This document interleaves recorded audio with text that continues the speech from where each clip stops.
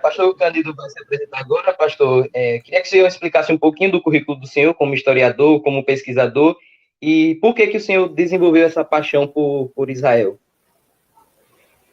Bom, quero desejar uma boa tarde a todos, né? Como o pessoal lá em Israel diz, Erev Tov, né? Ou então um breve Shalom, que é a saudação de entrada. Bom, como o pessoal já falou, minha formação em graduação é em História, né? Tenho a formação de graduação em História pela Faculdade de Tecnologia e Ciência de Salvador. Tenho um mestrado em Ciência das Religiões pela Universidade Federal do Estado de Sergipe. Sou hebraísta, né? Um hebraísta amador, eu gosto, estudo hebraico já há alguns anos. Sou pastor evangélico, é ministério que exerço também há mais de 15 anos. E a paixão por Israel, ela foi concomitante a meu apego ao evangelho, né? Ao passo que eu fui conhecendo a pessoa do Senhor Jesus, eu fui me apaixonando também pelo seu povo, por sua cultura e por sua geografia. Entendendo que quando você conhece Israel, e é algo que também é de forma até inexplicável, você se apega de uma forma que muitas vezes você nem entende. E quando eu me percebi, eu já estava bastante envolvido com esse entendimento. E entendi e descobri também o nome, né, dessa característica, chama-se sionismo cristão. Então, hoje eu posso me encontrar ou me entender como um sionista cristão brasileiro, algo que é bem histórico, bem verdadeiro e bem político também, né?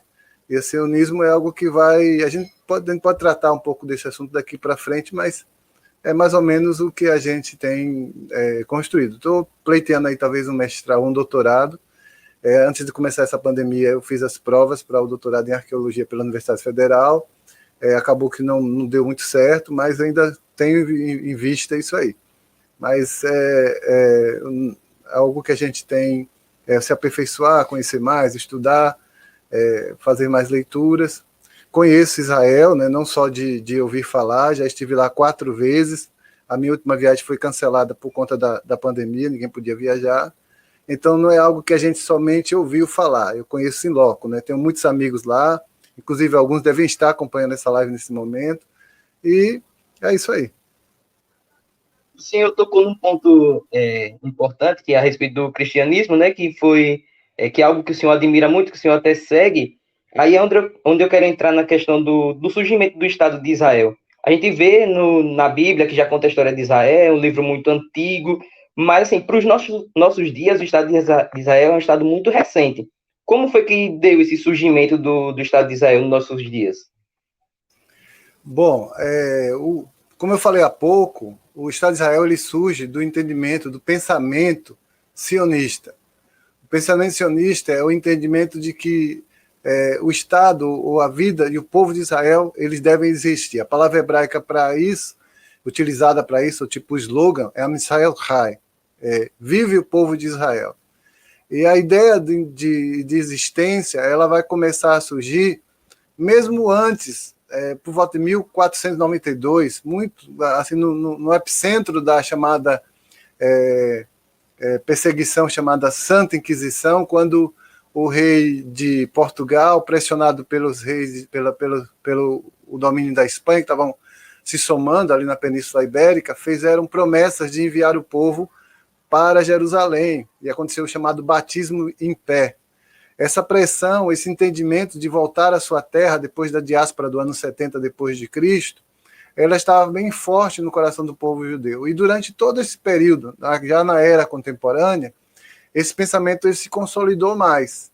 Ele se consolidou de várias formas. Primeiro, com o entendimento de que os judeus não tinham um lugar seguro para estar, né? O judeu era perseguido na Europa, os chamados Askenazi, eles eram perseguidos nas regiões da Península Ibérica, os chamados Sefarade, eles eram perseguidos e ainda são perseguidos nas regiões da África, né, os etíopes, alguns judeus etíopes, eles eram perseguidos nas colônias portuguesas e espanhola, tá o fato aí da tomada da colônia, do momento em que é feito aqui a implantação de um Estado holandês na região de Recife, e ali os judeus vieram acreditando que estariam em paz, e resultado foram perseguidos, a coroa portuguesa liberou a perseguição, eles tomaram um barco, passearam aí por todos os lugares, foram fundar a nova Amsterdã, que hoje se tornou Nova York, lá nos Estados Unidos.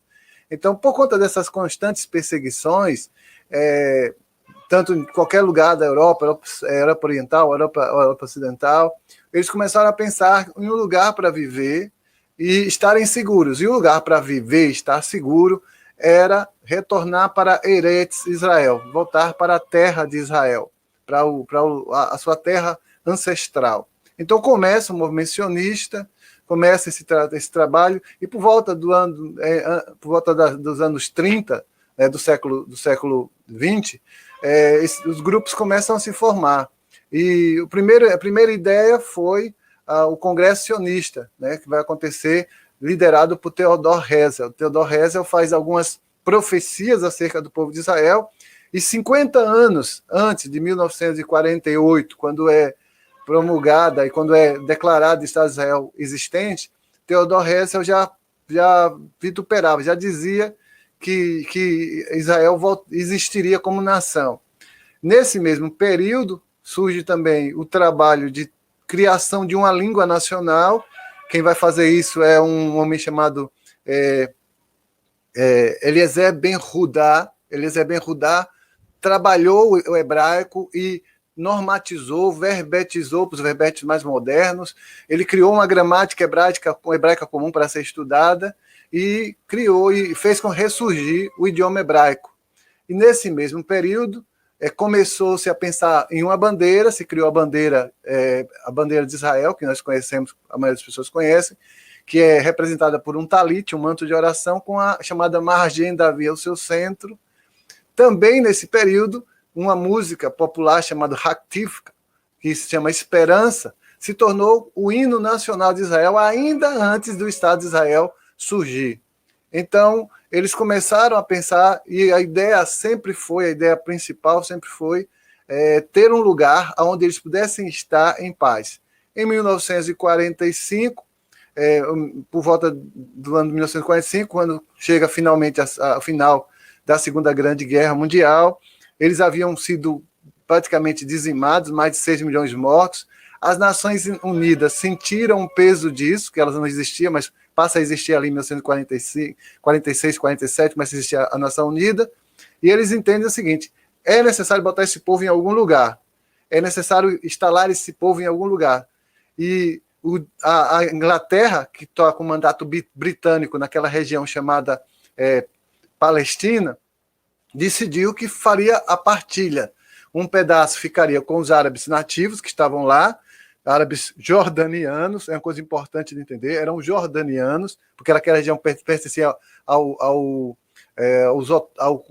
Império Otomano, e os judeus que começaram a se instalar, começaram a comprar terras, começaram a receber dinheiro das instituições sionistas mundiais para comprar terra, foram chegando, e foram tomando os lugares ali. E aí começaram a perceber que o propósito era esse, o propósito era se instalar ali. Quando a Inglaterra disse: nós vamos ceder para vocês essa terra, os países árabes não aceitaram. Aí, em 1948, no dia 14 de maio de 1948, Davi Ben-Gurion diz: olha, a partir de agora existe um Estado judeu. A história tem outros nuances, mas basicamente a ideia do surgimento do Estado de Israel, o Estado de Israel moderno, tem 73 anos, se deu dessa forma. Perfeito, perfeito.